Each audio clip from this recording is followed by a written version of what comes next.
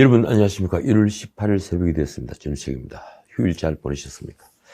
일요일 밤이죠. 이 MBC에서 문제의 70분짜리 녹음 파일을 편집한 스트레이트라는 프로그램이 방송됐습니다. 제가 그 방송을 보고 느낀 소회는 이렇습니다. MBC의 시청률 장사, 그 시청률은 무려 17.2%까지 나왔습니다. 닐슨 코리아 통계입니다. 그러니까 MBC로서는 대성공을 거둔 셈이 됐습니다. 평소에 2% 정도밖에 나오지 않은 프로그램이니 말입니다. 공영방송으로서 신뢰는 완전히 잃었지만 일단 관심은 끌었습니다.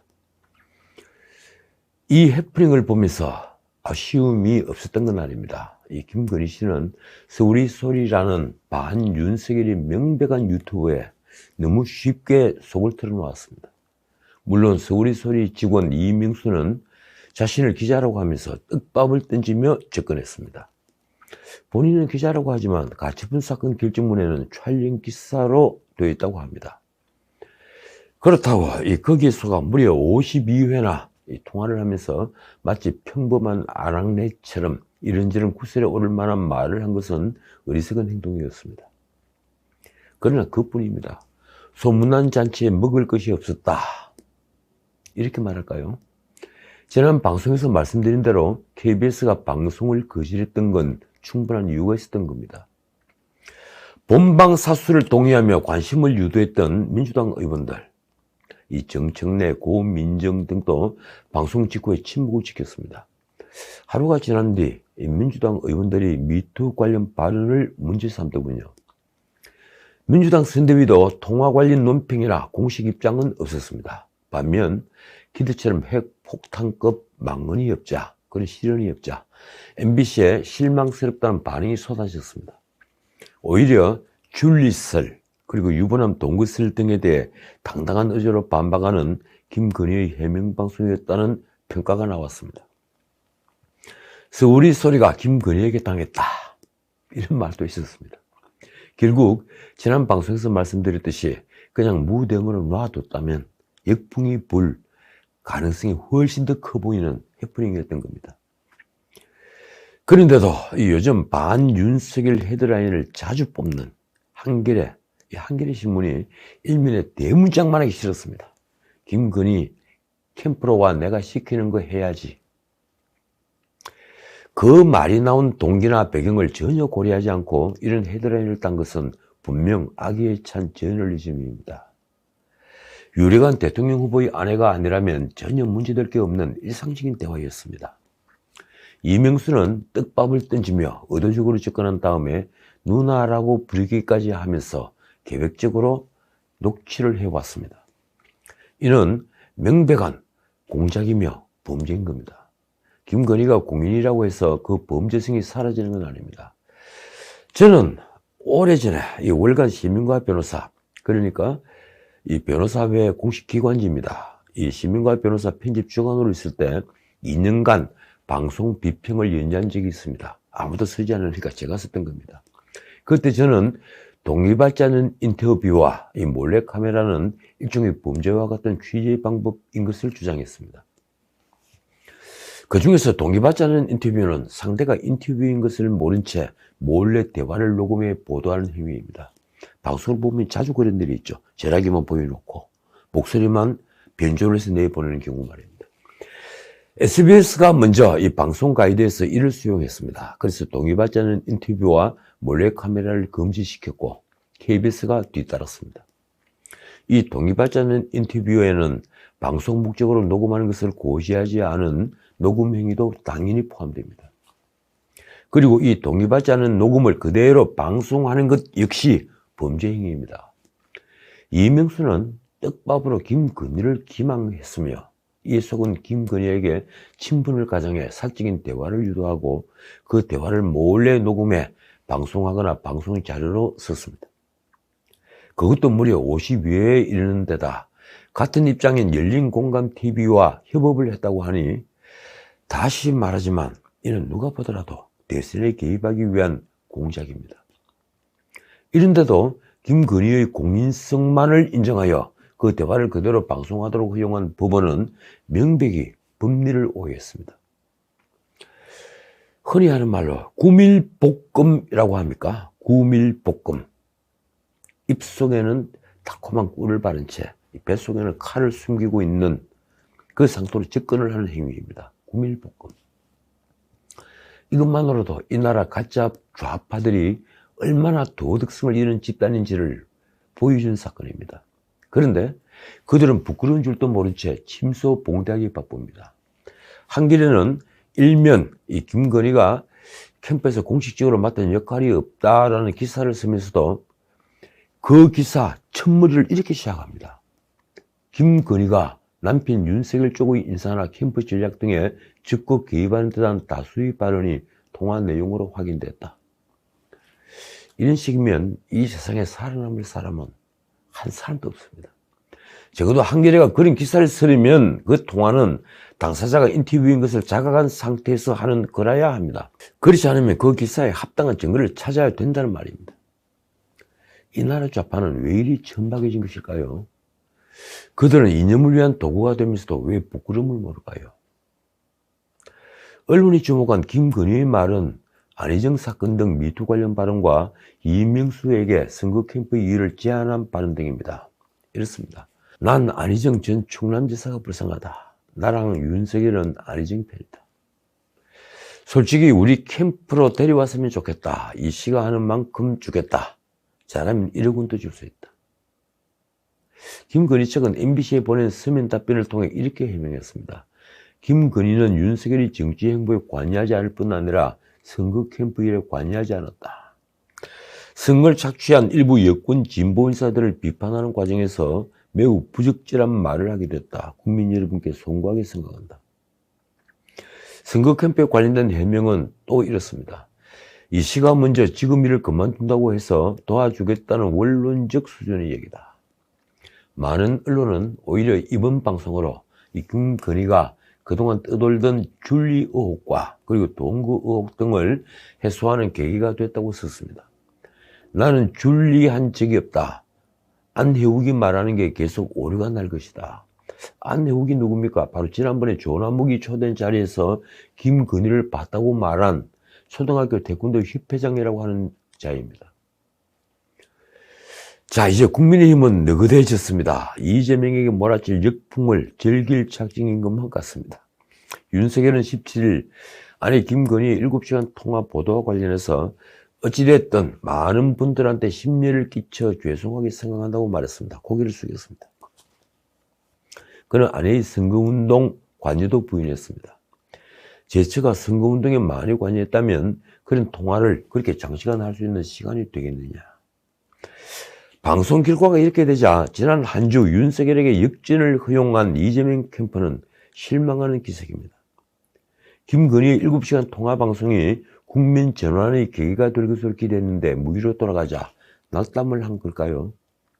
하긴 올 초에 얼마나 기뻤겠습니까? 이 국민의힘은 자중질환에 빠졌고 그래서 선대위가 해체되고 이준석은 목리를 부리고 김종인은 후보가 시키는 대로 연기만 잘 하라는 최악의 발언이라 하고 있었으니 말입니다. 그러나 내부는 조기에 수습되고 불과 1, 2주 만에 여론은 다시 바뀌었습니다.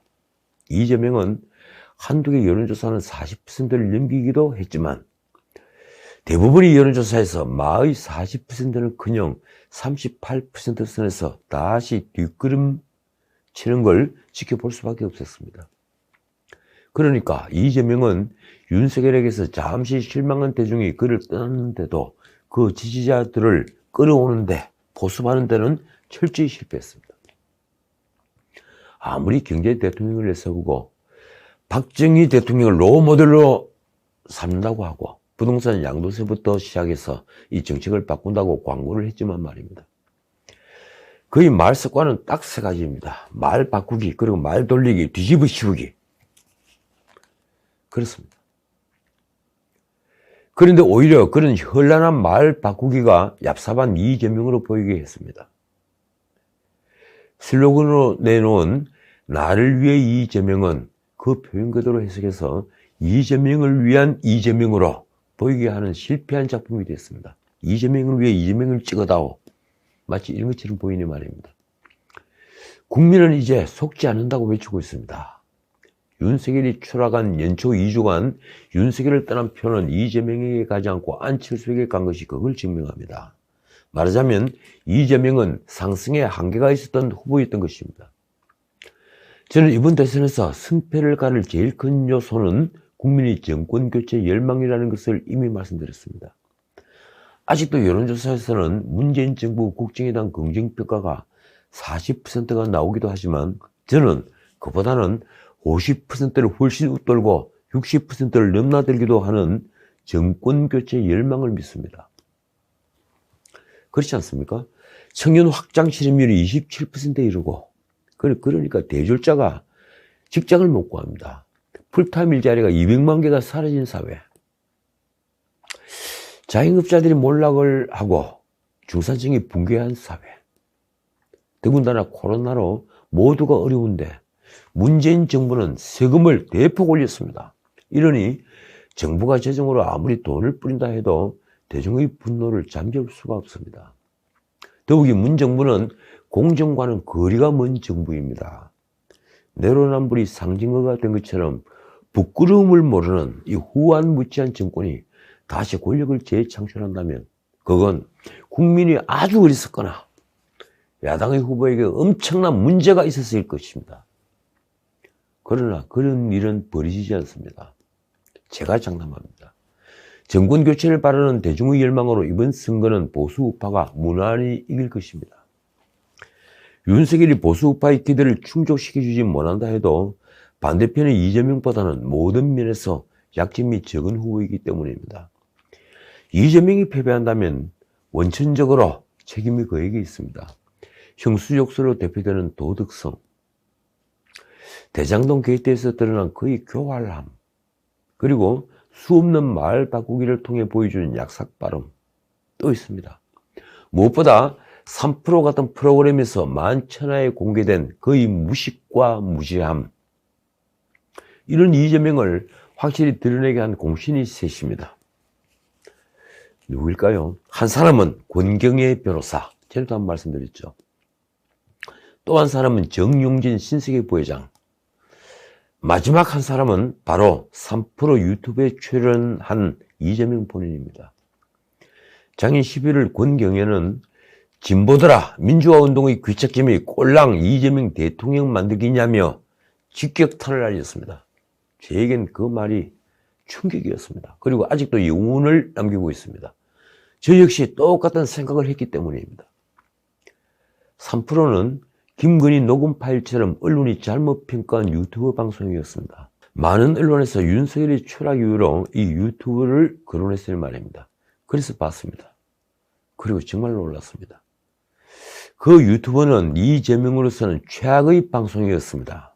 그의 말 바꾸기는 여전해서 자신이 앞에서 한 말과 못 쓴다는 말을 하기도 했습니다. 잘 모르거나 답변이 궁해지면 말을 돌리는 것도 여전했습니다. 부동산에 관한 답변을 하다가 궁해지자 그러니까 기본주택을 하자는 것 아니냐 이렇게 말을 돌리는 게 그 예입니다. 다 주택자가 없으면 누가 임대를 하는가? 그러니 기본주택을 하자는 거다. 그리고 무슨 재원으로 하나? 지어놓고 월세를 받으면 또 지을 수 있다. 저신용자에게 이자율이 높은 건 경제상식 아닌가? 그건 정의롭지 않다. 그래서 국가의 신용으로 기본 금융을 하자는 거다. 되게 이런 식의 말이 오갔습니다. 기가 막힙니다. 중학교 정도의 경제 실력만 있어도 이런 문답은 오가지 않을 텐데 말입니다. 이런 정도의 경제 지식으로 국가를 경영한다고 하니 아찔할 뿐입니다. 그는 마치 시장주의자인 것처럼 말하지만 사실 모든 걸 권력이 재단하려는 독재 본성을 숨기고 있었습니다. 그런데 정말 큰 데미지를 입은 건 이재명 스스로 자초한 것이었습니다. 정용진이 인스타그램에서 해시태그로 붙인 멸공이라는 단어가 단초가 되었습니다. 정용진이 말한 멸공은 반김정을 의미합니다. 그런데 며칠 전 라디오 방송에서 정치평론을 한다는 젊은 변호사들이 말에 그만 기가 막혔습니다. 멸공이 군사정권 때 사람을 잡는 수단이었다는 취지의 말을 쏟아낸 것입니다. 정말 그랬습니까? 그들은 공공연히 멸공이란 구호를 극우로 연결시켰습니다. 멸공을 외치면 거구다. 지금 이 나라는 김정은이 서울다방에 한창 논의 중이었을 때 위인맞이 환영단이란 것이 만들어진 나라입니다. 세종문화회관 앞에 버젓이 플랜카드를 붙였습니다. 그러면서 멸공과 반공을 얘기하면 거구가 되는 사회인 것입니다. 도대체 그만한 수준으로 정치평론을 하니 방송이 흉기가 되는 것입니다. 사회주의를 비판하면 거구입니까? 지금 멸공은 3대째 세습 지배를 하는 광신도 집단을 용인하지 않겠다는 단어입니다. 북한 말입니다.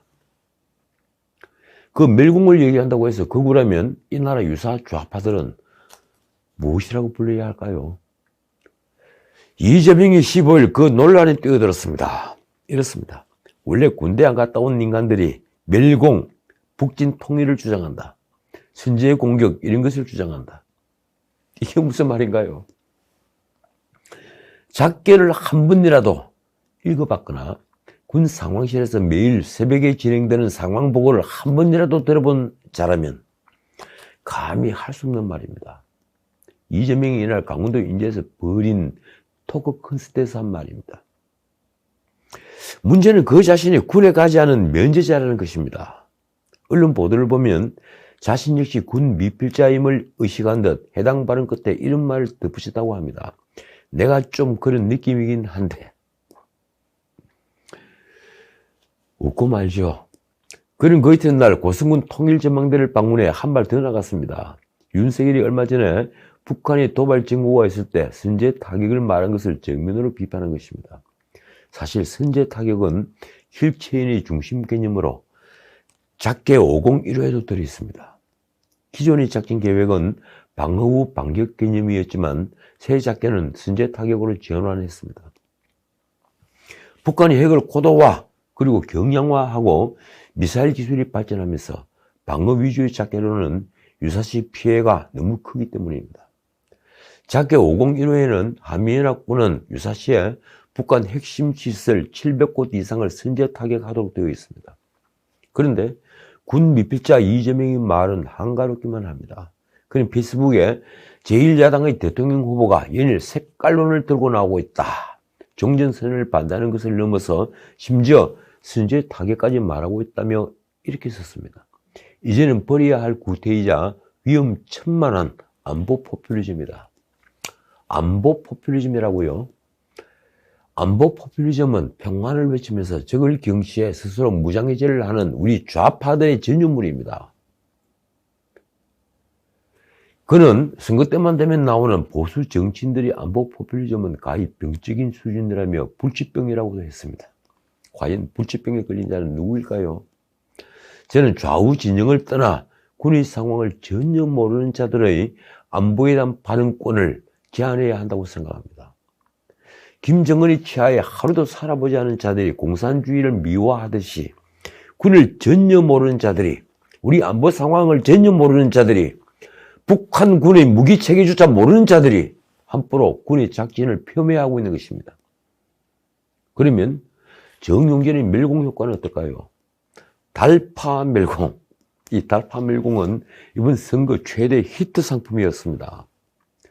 아직 슬로건을 내지 않은 윤석열으로서는 이 정용진의 멸공이 엄청난 캠페인 효과를 불러준 셈이 됐습니다.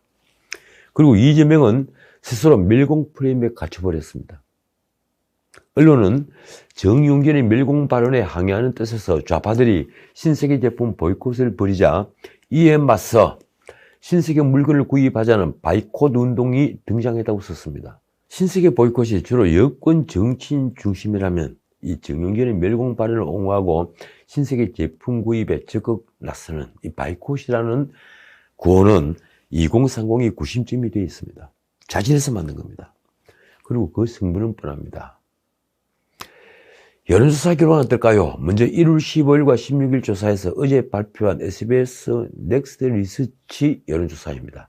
이재명 32.9%, 윤석열 31.6%, 안철수 12.7%.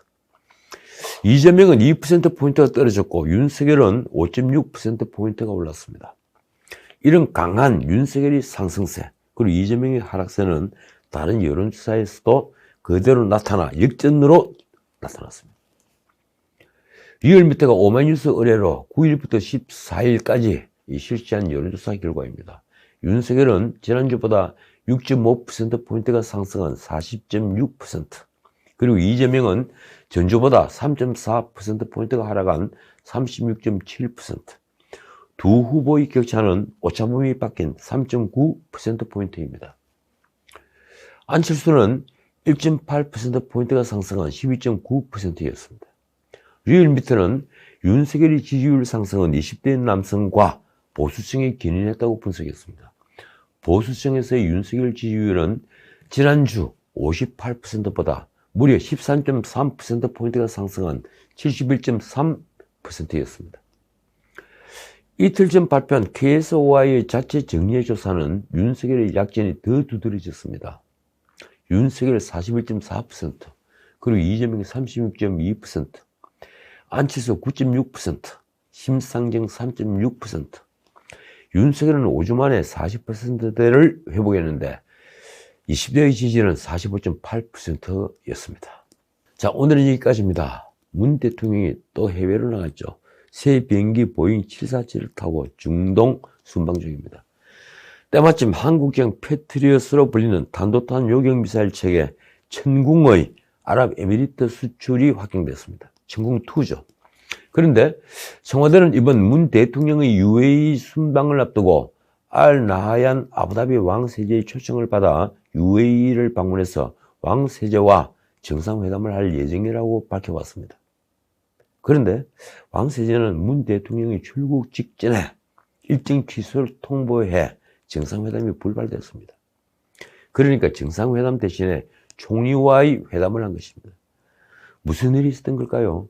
이런 판에 북한이 올해 들어 4번째 미사일 2발을 쏘았습니다. 정부는 17일 오전 NSC 상임위원회 긴급회의를 열고 대응 방안을 협의했습니다. 9시 50분부터 10시 40분까지 무려 50분간의 회의 끝에 나온 결론은 솔직히 실소를 금하지 못하게 합니다. 강한 유감. NSC는 지난 5일 북한이 미사일을 발사했을 때 우려한다는 입장을 냈죠. 그리고 지난 11일과 14일 북한이 도발이 계속되자 강한 유감이라는 입장을 표했는데 이번에도 똑같은 말을 한 겁니다. 도대체 김정은이 무엇이길래 도발이라는 표현조차 하지 못하는 것입니까? 놀랍게도 NSC는 무엇보다도 대화를 조속히 시작하는 것이 긴요하다는 점을 강조했습니다. 내일 모레 곧 죽어도 대화를 강조하고 있는 겁니다. 국가안보실이 안보를 모르는 자들이 놀이터가 된 걸까요? 평화를 정말 원한다면 적의 도발을 적어도 도발이라며 맞설 수 있는 강인함이 필수 요건입니다. 지금까지 전은책이었습니다.